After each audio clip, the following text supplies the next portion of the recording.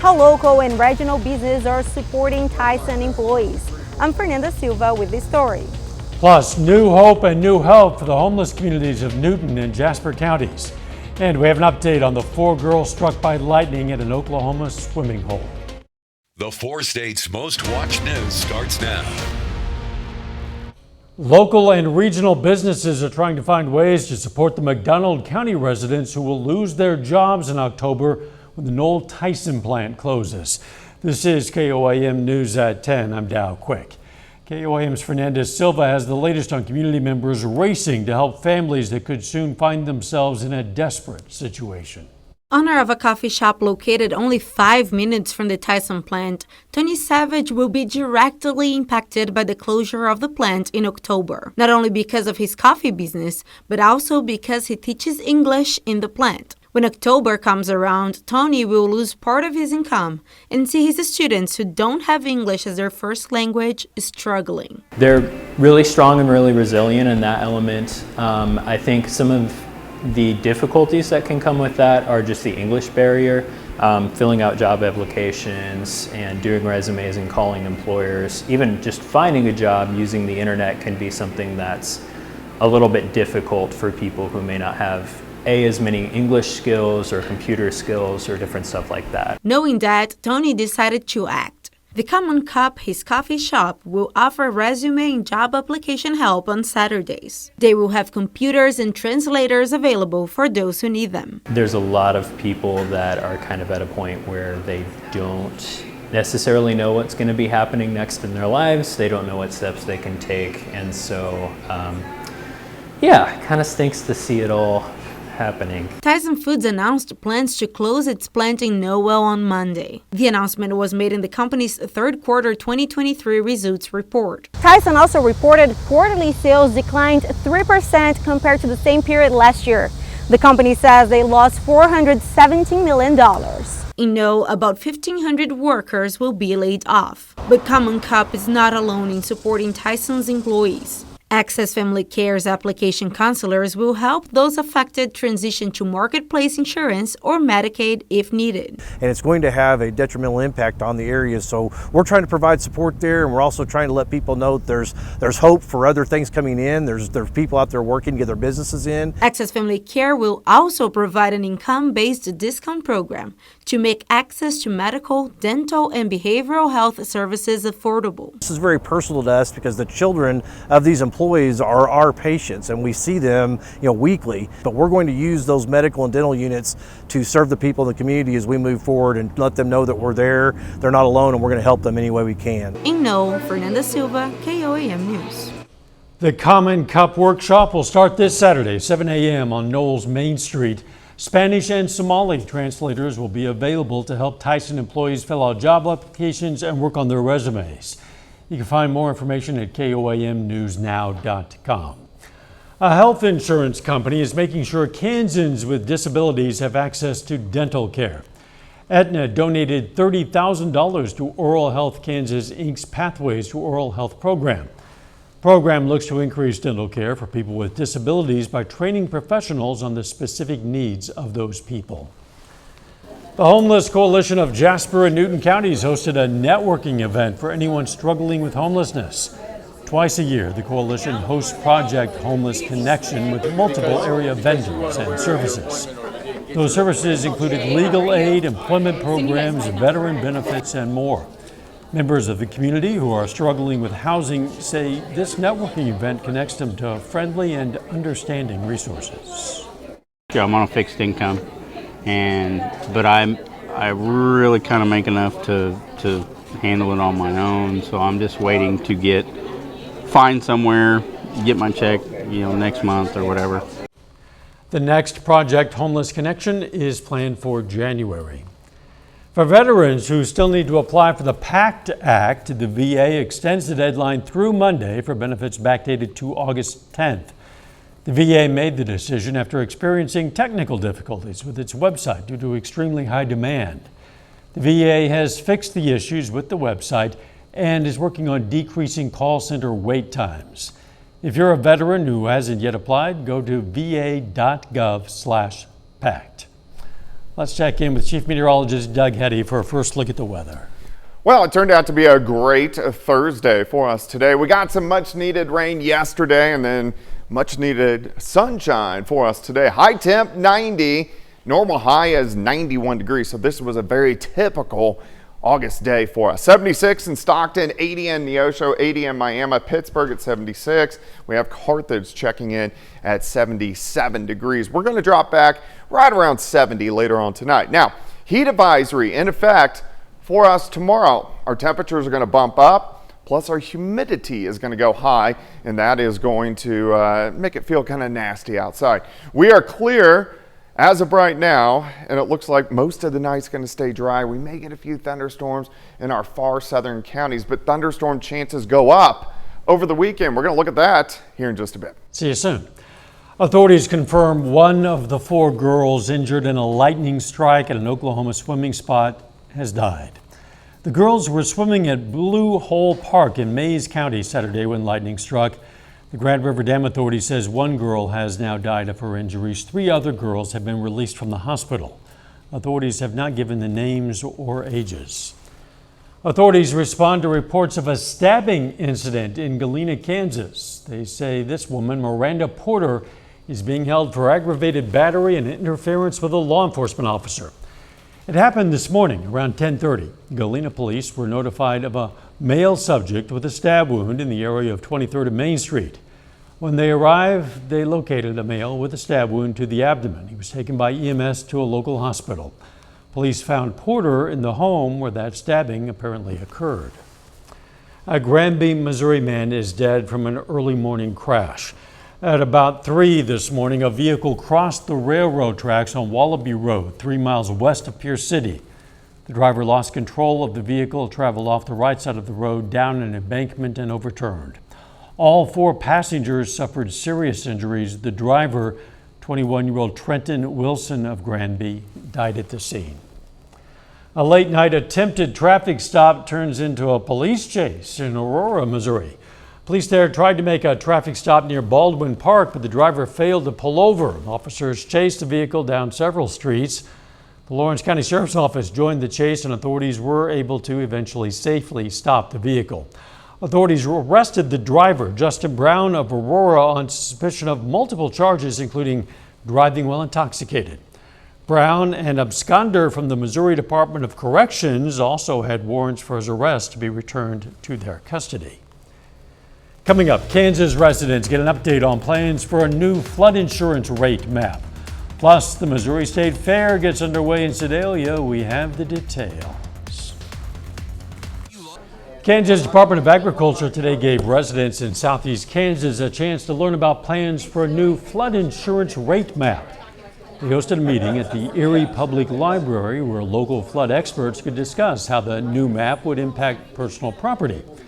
An updated map could determine whether someone should get flood insurance and how much it would cost. More accurate topography, helps create more accurate floodplain maps, because being more accurate within a foot of the ground elevation is a lot more accurate than the older maps that are still effective, that are within like 10 feet or so of the actual elevation. So really we're trying to bring more accurate floodplain mapping. That new floodplain map won't go into effect until 2025. The Missouri State Fair is now underway in Sedalia. This year's fair features 10 days of live music, rides, demonstrations, and competitions. As always, Mark Slavitt takes us to this year's opening ceremonies. Governor Parson and University of Missouri President Moon Choi led a group of dignitaries at this year's Missouri State Fair opening ceremonies. Parson told the crowd Missouri agriculture remains strong despite this year's drought, high feed costs, and high fuel costs.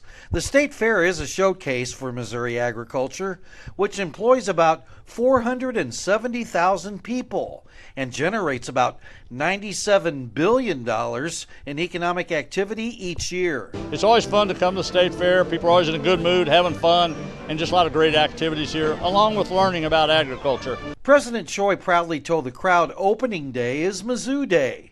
The new event makes the University of Missouri the fair's grand champion sponsor. Well, I'm very excited that we can highlight our support for agriculture, extension, and really improving the lives of Missourians. We're so happy to be here. This year's theme is Where Traditions Grow.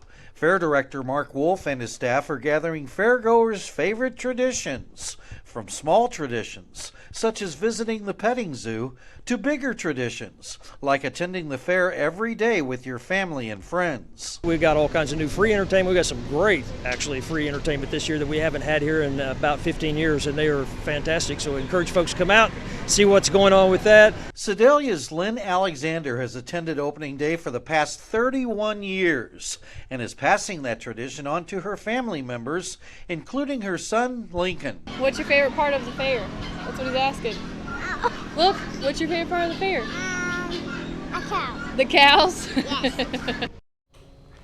Opening day is also Mizzou Day with a gate admission of $7 for those 13 years old and older. State Fair runs through August 20th. Always a lot of fun. Might want to check it out. A little bit later, some kids find the perfect way to cool off on a hot summer day thanks to the Chanute Fire Department. And you're going to have to find the perfect way to cool off tomorrow. Heat advisories in effect. Details coming up. Well, it turned out to be a great Thursday for us today. Plenty of sunshine across the region. It was hot. It wasn't that bad. It was a very typical August day as we made it up to about 90 degrees. Looks pretty good right now. Here's a nice shot. This is Indigo Sky Casino and Resort. Indigo is just outside of Seneca, Missouri. All right, on Thursdays, our new drought tracker. It updates every Thursday, and of course, we're in a drought. So let's take a look at it. Southern counties still dry. We have a moderate drought, and then we go to a severe and then extreme the farther north you go, and of course the exceptionals in our far western counties. If we do zoom in to the metro, you can see Neosho is dry, Joplin is moderate, and then it goes severe once you get up toward Pittsburgh and also in Carthage. It is moderate drought in Miami. So we can use the rain anytime we can get it. Temp 76 in Stockton. We have Fort Scott at 78. We have Independence 79. Grand Lake 78, Anderson 80, Carthage is sitting at 77. Let's go outside. Here's Joplin, 78. Feels like 80, easterly winds, east-southeasterly at about 5 to 10 miles per hour. So as we go through the overnight hours tonight, we're going to drop back right around 70 for a low. So here's shortly 75, 73 by 7 a.m., and then a rebound back to 83 by 10 o'clock. During the morning hours. We have pretty much clear skies. Not a whole bunch is going on here.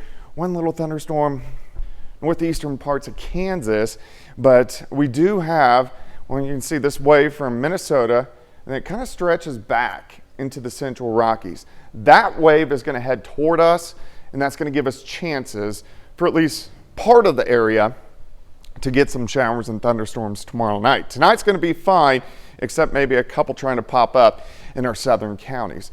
You can see those down toward Bella Vista. We'll start upper 60s to near 70. Let's go through the morning hours. I'm going to stop it at about the noon hour. 88 in Stockton, 86 Columbus, Grand Lake 88. So it heats up quick.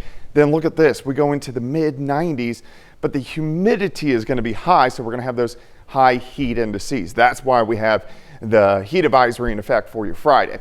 As we go into tomorrow night, some scattered showers start to pop up late evening, but look where they track, mainly the southern half of the region. So here's 2:30 in the morning on Saturday. They may get as far north as Joplin, but it's mainly Joplin south, and we're going to start the day with some showers and thunderstorms on Saturday. Saturday we heat up again into the mid 90s, but watch Saturday night. Here comes a big band, showers and thunderstorms blowing right on through again, but should be out of here by the time we get to Sunday morning. All right, your Friday day planner, 73 to start, 90 by noon. High temp, right around 96. Heat indices are going to be up there. Look at this, 105, 106, 107. So be careful if you're going to be outside tomorrow. And then again on Saturday, heat indices right around 105 degrees during the afternoon. We'll have those AM storms Saturday, overnight storms Saturday night, heat indices all weekend long, about 105. Actual temperature sitting into the mid 90s.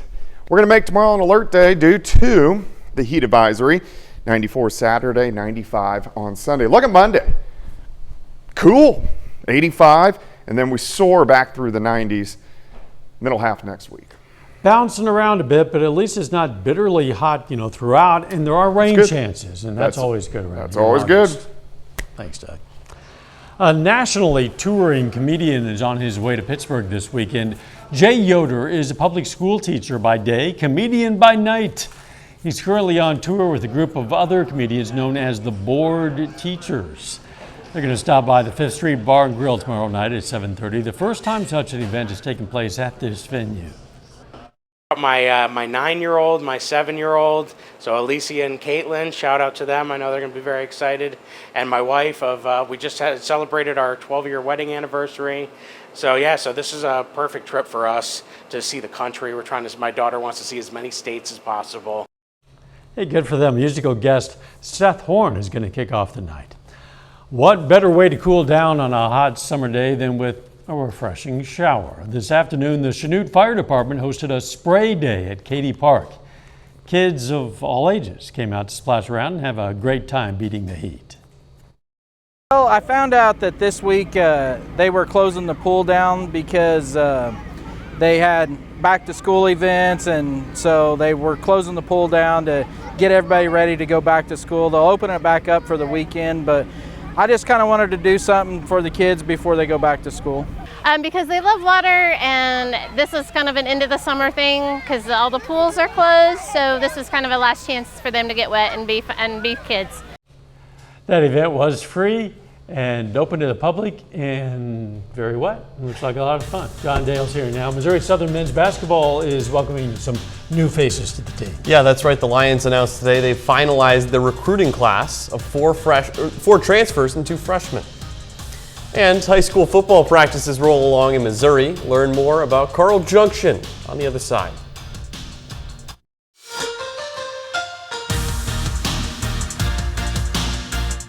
We're just a couple weeks away from high school football kicking off in the state of Missouri. At KOAM, we're stopping by as many practices as we can to give you an in-depth report on our local schools. This morning, that brings us to Carl Junction High School. Bulldogs are coached by Todd Hafner, his first year back after holding the head coaching position for 3 seasons back in the late 90s.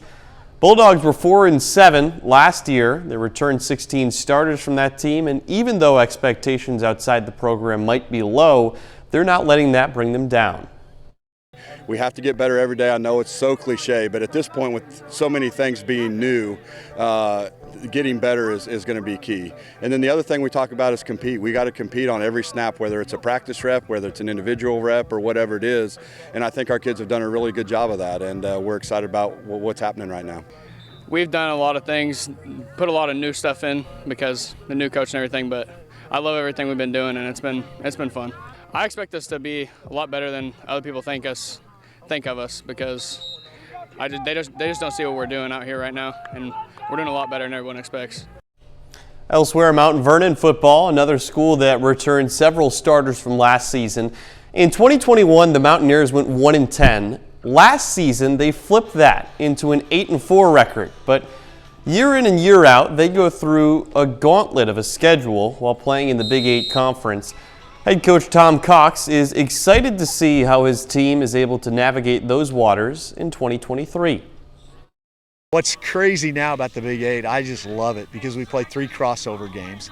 They're all good opponents. We play 6 on the east side. You've got Reed Spring that is coming off of playing in the state championship game. You got Raj that we haven't beaten in a couple of years. And you got all those teams are really, really solid. Our schedule with the rotation now is we play all 5 Class 4 schools. We've been Class 2 the last 2 years, and so I think it's kind of a double-edged sword for us. If we can survive that, then we've got a much better chance in the playoffs. It gets us ready for that. But if we get beat up, then it becomes a whole different set of problems for us. College basketball season not quite as close yet, but Missouri Southern men's hoops getting closer, announcing their final 2023 and 24 recruiting class today. Lions bringing a total of 6 new players, 4 of them transfers, 2 freshmen. One of those transfers, Darius Dawson, averaged 14 points and 7.5 rebounds with Mississippi Gulf Coast.